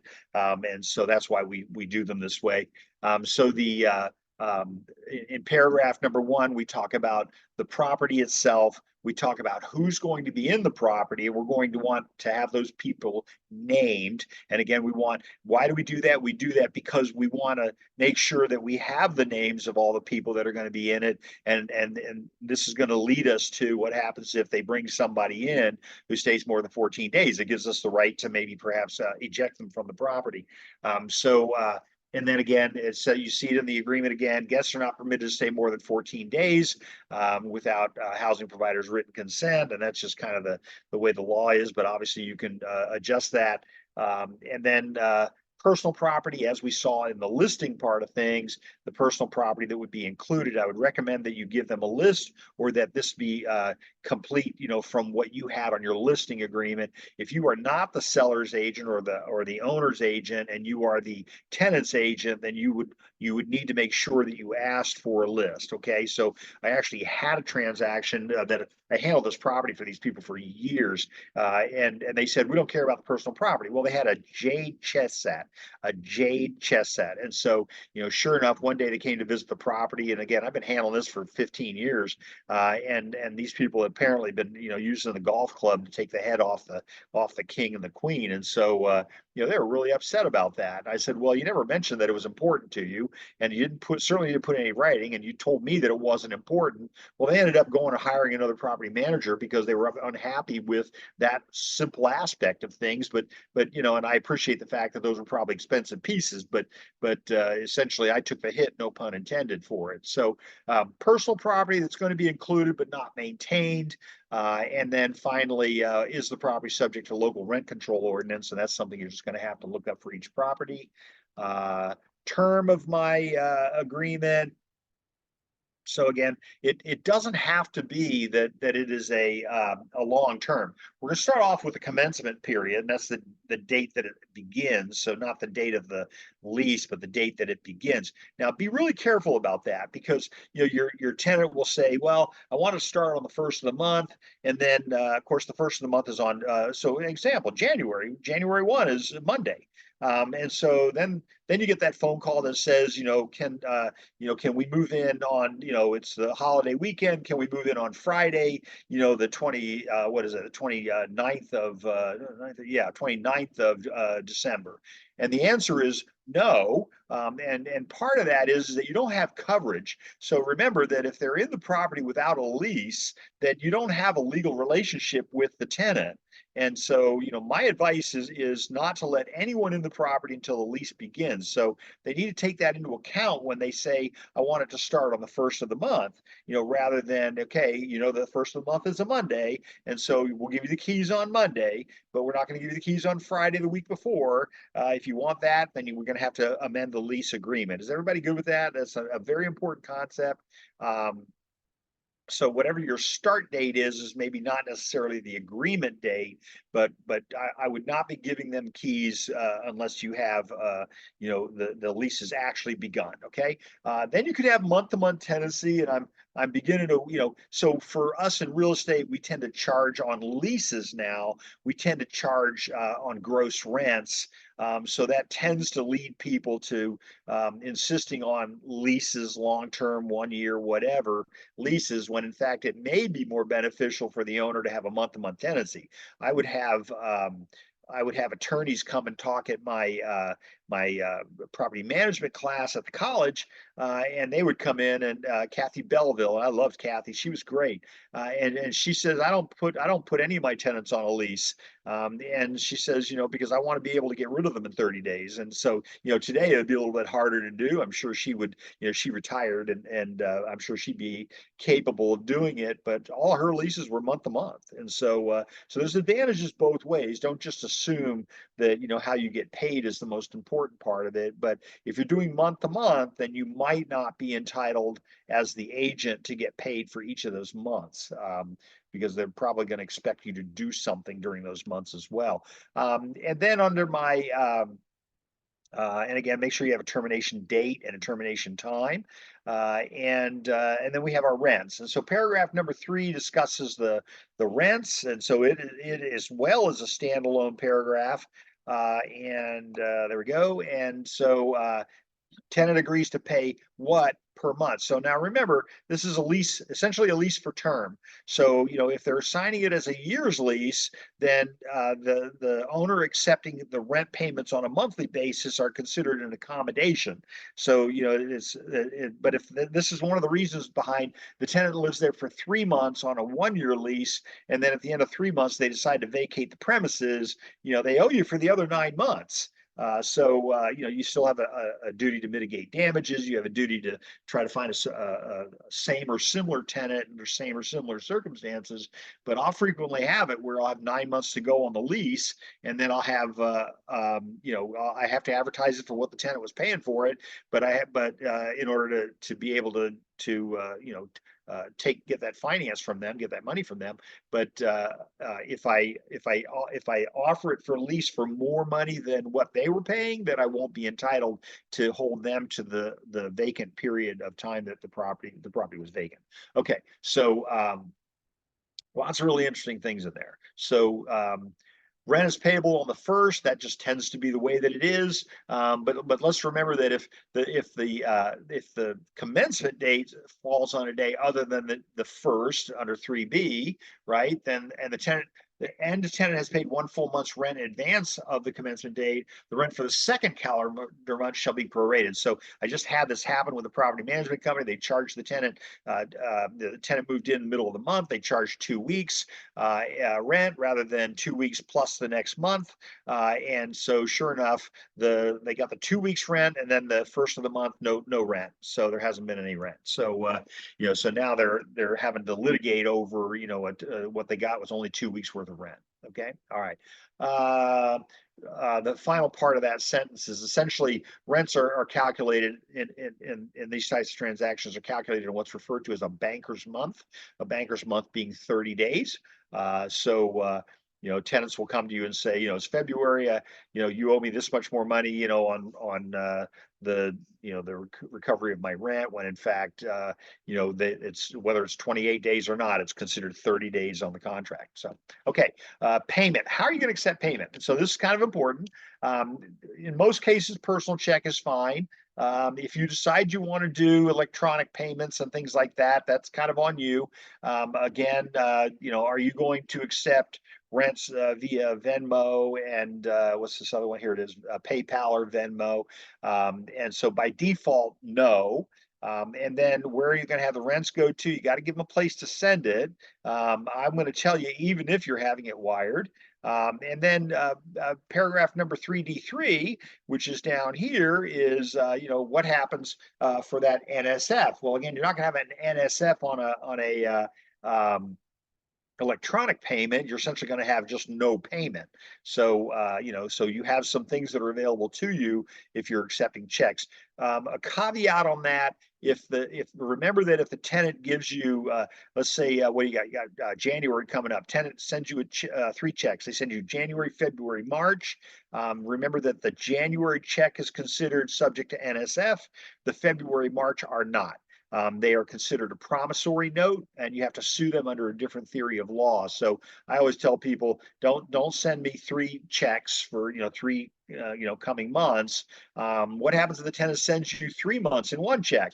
Well, that's better, but remember that if something happens during that 3-month period where they're lawfully able to leave the property, then you may end up having to refund them that amount of money. So, I had a couple of gals with me who, I'm dating myself, but a couple of female Marine Corps helicopter pilots. They were sisters living in a property I owned in Del Mar, and they were with me for years. And then all of a sudden, one day, they reached out to me. They said, "We just got orders," and I said, "Thank you for your service."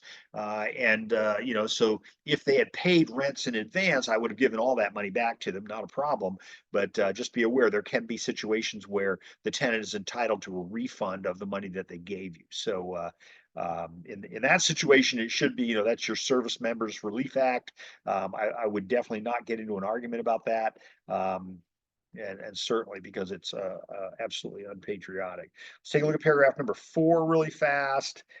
Security deposits. I've talked about this already a little bit. In leases, which is what we're talking about here today, yes, okay. You can, I don't know what yes means, but okay, all right. Security deposit, again, how much is that going to be? Until, thank you, James, until July 1, you can collect an equivalent of 2 months rent for a furnished or unfurnished rental, an equivalent of 3 months worth of rent for a furnished rental for a deposit. We'll discuss pet deposits in a minute. I want to make sure I cover that before we leave today. And then again, security deposit should not be used by tenant in lieu of last. Never use the words first and last. That's what gets us in, kind of messes us up, because the tenant then thinks that when you're charging them first and last, that they don't have to pay rent the last month, and so that just creates a problem. So I tell people never to use those words. And then down here, within 21 days after the tenant vacates the premises, again, that's when they hand you the keys, you must give them their deposit back or an accounting thereof. Okay, so you either have to give them back their security deposit or an accounting thereof. And remember, there's also this little pre-move out inspection requirement that you go in there 14 days prior to them moving out, and you go through the property and you show them what it is you're going to ding their deposit for. Those are going to be requirements as well. So make sure you give them their 14-day notice. Oops. Sorry, folks, running 2 different screens here. Some of this we're going to skip over. This is my little grid. I like my little grid, but I'd shoot. Darn it, don't do that. But I want to talk about security deposits. And so I've had situations where I've had 5 tenants. I want 1 check. I don't want everybody paying a separate check for rent. I want 1 check for the deposit. You all figure out who the ringleader is, and then you do that. But the problem that you encounter when you accept more than, when you accept a check from each individual, is that they're led to believe that they're no longer jointly and severally liable for the lease. And so, I paid my rent. The other 4 people didn't pay their rent. Go after them, right? So you're gonna have some real problems with that. So I always get 1 check from everybody. Let's see, there's something else in here that was important. And by the way, I give them 1 check back. Unless they send me a writing that says it's okay to disperse, this way or to that person or whatever, then I'll change things. But I want an agreement from all of those people. This little grid is kind of cool. You fill that out as appropriate. There's a box underneath it that says what I just told you a minute ago, an equivalent of 2 months rent for unfurnished, et cetera, et cetera. Watch out for the advanced rents. I did have a tenant. My owner was a judge. And I had half a dozen properties of his, and the tenant had just been evicted from a property down the street, and this is on Mango Drive in Del Mar, and they'd just been evicted. They had an unlawful detainer on their credit report, and I said, well, "Why would the judge rent to you?" They said, "Well," I said, "Why did you let an unlawful detainer happen?" And the response was, "It was the principle of the thing." So I really wish I had $1 for every time somebody said that. The principle of the thing, right? Well, it smelled like cat urine or whatever. And I said, well, you let it go all the way to a UD. So anyway, this tenant offered to pay the entire year up front. Now, watch out for that little caveat in there. And did I change it already? I think I changed it already. That little caveat that says that you can collect advance rents, but it has to be more than 6 months, because anything short of that, they think you're just, trying to squirm around the 2 months rent requirement. So I don't understand the logic behind the new law that's coming out that says you can't collect more than 1 month's worth of rent. I think that's going to really disadvantage people that are renting furnished properties. I think we're going to see that maybe hike the rents up, just because they want to get, hike them up even more than they already are. But it is what it is. Late charge return checks. So there is no grace period at law in California for rent. The rent is due on the day that the contract says the rent is due. A lot of people believe that it's 5 days afterward, and that is not true. So, but the default language in the agreement, as you can see, says 5 days. So it says it's not going to be considered late unless, if it's received after 5 days after the date it is due. And so that leads them to believe that there's a 5-day grace period. So I had this conversation with my tenants, and I want to be careful everybody's listening to how I'm saying this. So I always say to my tenant, the rent is due on the 1st, I serve you on the 2nd. And I say it that way, and I look them in the eye, and I tell them this is how it's going to go. And you know what? I never have a problem with tenants. I've had tenants stay with me 15 years. I've had tenants stay with me, move to other properties that I own just so they wouldn't lose me. But I'm honest with the tenant. And by the way, when the tenant has anything go wrong with the property, I'm in there fixing it right away. I mean, I'm having somebody else fix it. I'm not going to fix it, but so be good to your tenants. But also be clear. We all need guidelines and things like that. And so that's my opinion. You have allowances for rent due. How much can you collect for late rents? And then NSF fees are limited by statute. And then parking. So you have to tell them whether or not parking is included. Interestingly enough, not as big a deal up in North County, but certainly more of a deal downtown, right? So is parking included? And if it isn't, is there a charge? We just did a transaction where the owner had 2 parking spaces. One of them was deeded to them. The other one they were renting from the homeowners association for $100 a month. So make sure you put that in there. Otherwise, you're going to end up paying somebody's parking. Storage, same kind of rule. Utilities, hang on a second, catching up with the second screen here. Utilities, who pays for what? And then we get into the sub-meters and things like that. Now here's the thing to remember on this. The agreement says tenant pays for all utilities, but I doubt they're also expected to pay the HOA dues. So utilities and HOA dues are 2 different things. So if you're gonna, you want to be clear about that, you might want to put that on there. Water sub-meters, if any, gas meter, if any, electric meters, et cetera, et cetera. Paragraph number 10 talks about one of my favorite forms, which they had to make a correction on. I noticed that there were some misstatements.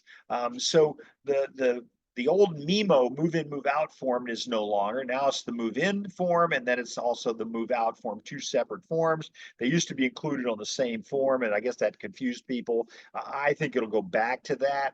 But in the meantime, make sure your tenant lets you know everything that's wrong with the property. Give them 3 days. That's plenty of time, right? While they're moving in. But they need to let you know what is wrong with the property. If they don't fill it out, then you need to send a writing that says we assume that everything is fine because we didn't hear back from you.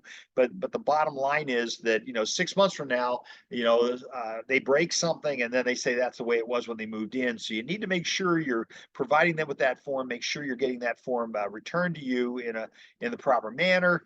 Maintenance, use, and reporting. So we'll get down here. I may have to skip over that. Who pays for the watering, for example? I tend to, in my houses, I tend to pay half of the water bill. That way the tenant doesn't defeat the rain bird, things like that. So I'm kind of big in being nice to the tenant because, water, my water bill in Del Mar is my house is $385 a month. So it's not a small water bill.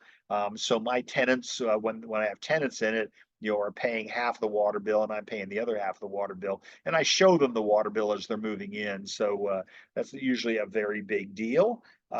Neighborhood conditions, I always tell people to make sure they go, when do you sleep? Well, I sleep, from 9 p.m. until, 4 a.m. or whatever. Okay, so I think you should really stop by the property before you move in, just to make sure that there's nothing going on in there that's going to, like there's a rock and roll band that kicks in every night at 11 o'clock. Stop by the place, see what's going on. My house has, trains in front of it. It just is what it is. Helicopters, it's just the way that it works, right? So I tell them everything. So animals, and again, we have a really good form now. The new animal terms and conditions addendum replaced the old pet form.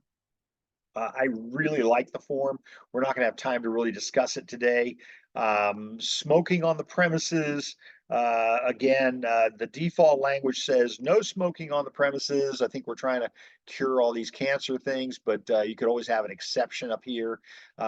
Rules and regulations. Now, that's going to be, it could be that the community has rules and regulations, but the owner themselves might have rules and regulations, and they have to provide those to the tenant in a timely manner. Paragraph, and that's 15. 16 is a common interest area that has its own rules and regulations. I like to give those to the tenant at the time of the lease agreement.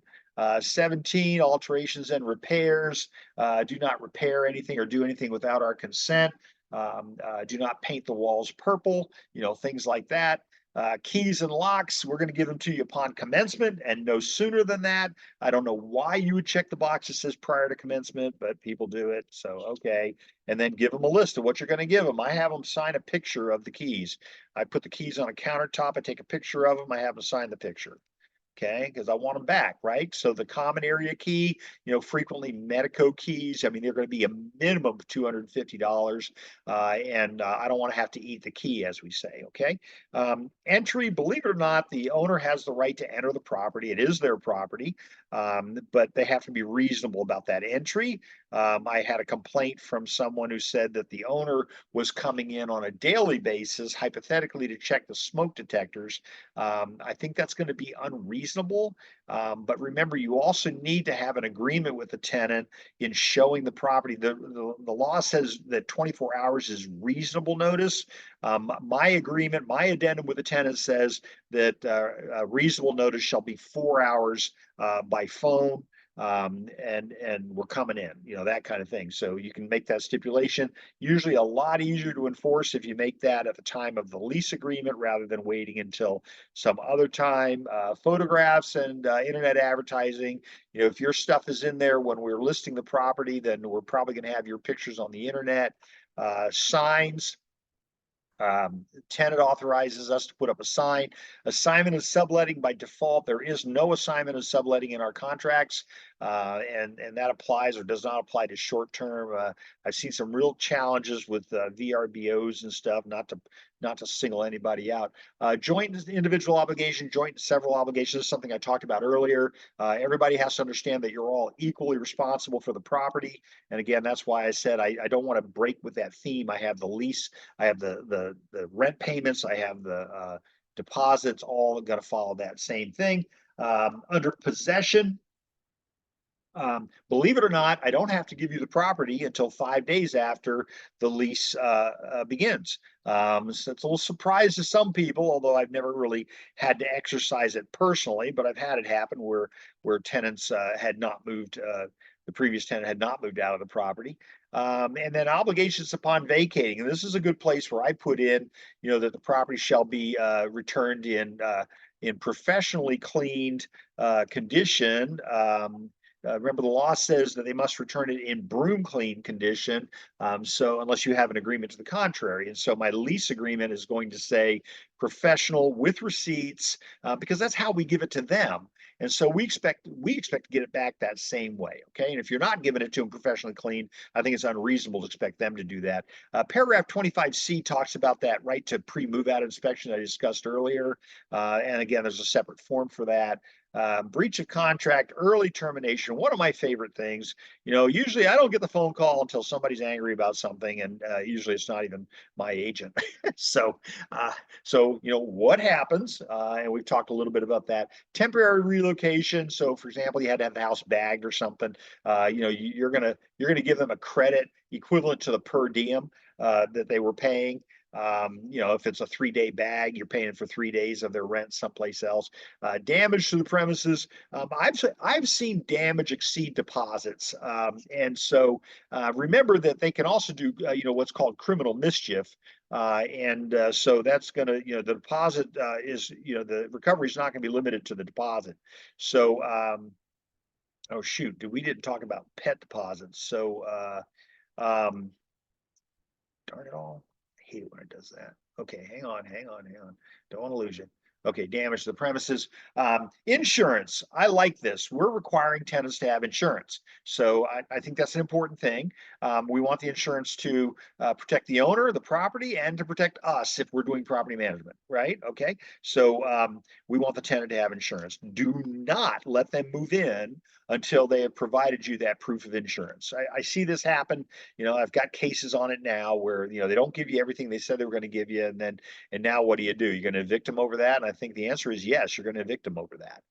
Water beds and portable washers. Yeah, we're still on that kick, even though water beds really, if you know anything about them, they don't do much more, have much more of a weight displacement than a refrigerator has. Waiver notices. You got to put in places for notice for people. So the housing provider, where do you want service and process? The tenant, almost always in the property, but if they want another place, you got to put that in there. Tenant estoppel certificate. I have such a big thing about that. Absolutely have the tenant fill out the tenant estoppel certificate at the time of the lease. If your owner goes to lease the property or sell the property or lease it to someone else, you want proof that the tenant has what the current tenant's lease agreement says. Remember your TOPA form. If you're doing sales, your TOPA form is required in the transaction where there's a tenant occupying the property, and that TOPA also has within it the TEC form, the tenant estoppel certificate. I strongly encourage you to make sure that you get that from the tenant, completed by the tenant within 3 days. That's what your lease agreement says. Representation. This is who represents who, and then the tenant is being truthful about what they're doing. Here's my mediation clause again. Wrapping thing. I think I'm almost going to get done here on time. Look at that. I am going to get done on time. Attorney's fees. Now this is the kicker. Look at 36. Attorney's fees. Now they've done, this is in the last couple of iterations of this, but the attorney's fees provision on the lease between the tenant, the lessee and the lessor, says that the attorney's fees shall be limited to $1,000. I like that actually. It's kind of interesting. I mean, really, because you're talking about a lease that really shouldn't get out of small claims court, but anyway, it's interesting. I haven't seen any challenges on that, but it is what it is. Then I've got my disclosures, and those. So for those of you looking for things like Megan's Law disclosure data or database disclosure, it is included in this agreement. And so remember, the law says that you must notify the tenant of the existence of the database. My advice is to never go to the database yourself, especially if you're on the database. It's against the law for you to go to the database. It's a $1,000 criminal penalty for doing that. I don't know why you would go. I mean, maybe to look to see if they got the best picture of you or what, but or best mugshot. But you have an obligation to tell them about the existence of the database. I would personally never go to the database only because I don't want to be held accountable. The tenant he says, well, the neighbor was on the database and you didn't tell me about that. It's like, well, I didn't know. And they say, well, how come it's on the database? Have you been to the database? And the answer is no, I've never been to the database. But if you'd been to the database, then your answer would have been, I went there last week. And then the tenant's going to say, well, they were on the database last week. Why didn't you tell me? And so, listen, I'm very familiar with the deposition process. It's not one that I wish on anybody. It's a lot of stress. Residential environmental hazards booklet. So again, we're used to seeing those by the natural hazard disclosure companies in a sale transaction, but it is the law. So make sure that you are checking that box. I'm going to pull that up here in a second, and I'll show you where we actually have it as a separate part of our template.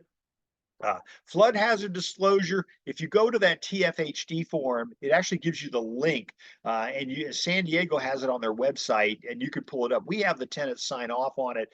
The form itself says that the property is not in the tenant flood hazard zone. I'm talking to Carr about having that switched because I think it should say that it is in the zone, because if you tell them it's in the zone and it's not in the zone, probably no lawsuit. But if you tell them it's not in the zone, which is what the default language says, and then it is in the zone, then there is a lawsuit. Okay, so what else? Anything else in there? Service members Civil Relief Act, I talked to you about that earlier. Time of essence, just like our other stuff. Agency confirmation. And then again, look at my paragraph 41C, termination of agency relationship. Again, same thing. Keys going in, keys going out. That's the way I like to handle it. Remember that the law requires that they have a right to receive their agreements in 5 languages: Spanish, Chinese, Korean, Tagalog, or Vietnamese. Unfortunately, we stopped printing those forms. I asked Gov Hutchinson about that, and he said, "Oh yeah, got rid of that about 5 years ago." And the answer to why was because nobody was ever using it. Okay, so I think that's really, what did I say I was going to go back to? I was going to go back to the, my template. I'll take you back to my template. So let me see. So we have the same thing: legally authorized users, etc. They're also, they have a right to an interpreter. I would recommend against you being the interpreter, but I hear people do it. It's like, I probably wouldn't do that. You don't want to be the interpreter if you have a vested interest in the outcome, right? So entity tenants, entity housing providers, and then we are into, I'm gonna call it a wrap. These are all the forms that go with it. But let me go back. I'm gonna go back now to the show you my template really quick, folks, because I know you're all we're at the 2-hour mark here. So pet, Denise, yes, it was the pet. It was called the pet form. Now it's called the ATCA form. Good form. I like it. I like the new form. Okay, so for those of you that are looking at this on the faster computer, you can see over here on the left-hand side my environmental packet. And again, I'm sensitive to your time. Hang on a second. The slower computer is coming up with the information. And it's going to be under, there it is right there. You can see that, the environmental packet, and then it pulls up items, 1 through 6. Again, those are available up here in the libraries, and you can just pull those up. Those are going to be my, going to fall in under my EPUBs. So I go here and I click on EPUBs, which I have conveniently moved to the top of the queue. And then we'll see all of the forms. There they are. I've checked them all. Okay. Questions about any of that? Some of you, I'm going to go back to my PowerPoint, which some of you are not going to be able to see. And we're going to go to, just because I want to show you a couple things really quick. So from the current slide. And it's taking me back to the beginning. So we're going to go all the way down here. And I don't know, new share. Oh, I could probably do that over here too. Oh, look at that. There you go. So we talked about listing lease agreements, etc. Hang on a second. I'm going to go lease agreements. Good. Done that. Good faith and loyalty. CAR eliminated the short-term leases, and it's because that we were having issues with owners not paying TOTs and stuff. Try to catch everybody up to the same page here. Well, we won't do it this way again, that's for sure. This is my second to my last class, by the way. This afternoon will be the last class that I'm doing, last webinar. I don't know what we're doing after that, if anything. I haven't heard from anybody. So, but I am happy to share everything I do with you. Creating templates. Oh God, I told you I was going to create templates. Okay, I'll tell you what, send me an email. I will send you my template. Everybody good with that? Send me an email. I will send you my template, and I will even send you instructions on how to put it together. Okay. And then I will help you. All right. I do have all these go up on the YouTube website. Here's the QR code. Here's at Burke Real Estate Consultants Inc. Case is important. You can just type that into your browser. You can go to bit.ly, bit.ly. I had to learn how to do all these things because we had a changing of the guard, so to speak, at the association. So, but it was kind of fun. I got to learn a whole bunch of neat little things in there. So I was able to do that. And then let me see, you can also go to, oh, please remember to like and subscribe. Subscribe will give you the updates as I put them in there. And then there's my newsletter. If you want to know where I am, where's Waldo after today, that's where it's going to be. So anyway, that's my thoughts. I got you out of here. It is 12 o'clock. I want to thank you all for being here. I very much appreciate the value of your time. I apologize for the technical aspects of what was going on. But if there's anything I can do to help you, please let me know. I'm available for you essentially whenever. I will load this up onto the YouTube website later today. And then I will be back at 2 o'clock where we will be talking about the ultimate listing agreement. That's going to be kind of a fun one. I'm probably going to try to use a different computer on this. Again, I don't know why some people were able to get in and some people weren't, but I'll keep the link handy just in case. So thank you all. I wish you the very best.